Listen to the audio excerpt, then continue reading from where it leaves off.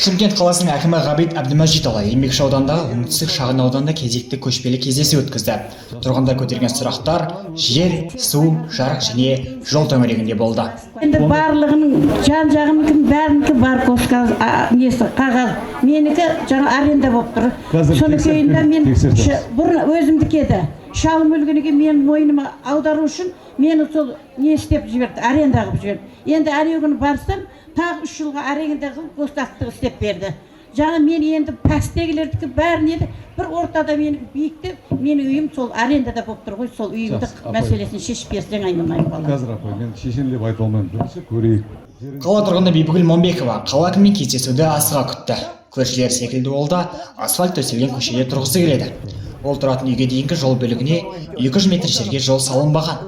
Мүмкіндігі шектеулі жан үшін бұл айтарлықтай мәселе. Қара шипірдің алдын месті положение түсіріп отырамын. Олар келеді, мен ойға дейін мен скорый не қыламаймын ғой, барамаймын ғой ойға дейін, асаңдап қайтып барамын мен. Скорый шақырып басса. Маған тас төгіп берем деп міне қазір мырза обещать етті. Енді осы жылы мен осы айдың ішінде күтем. 2 айдың ба, 3 айдың ішінде салып берем деп маған тас төгіп берем деген уәде берді. 200 метр маған сондағы. Мен ашқасын айтпаймын да. Кездесуде көтерілген сұраққа қатысты қала әкімі мен құзырлы мекеме басшылары, қызметкерлері жауапты бірден беріп отырды. Мегаполис басшысы қаланы дамыту жоспарына сай әлеуметтік, коммуналды мәселелер кезең-кезеңмен іске асатынын жеткізді.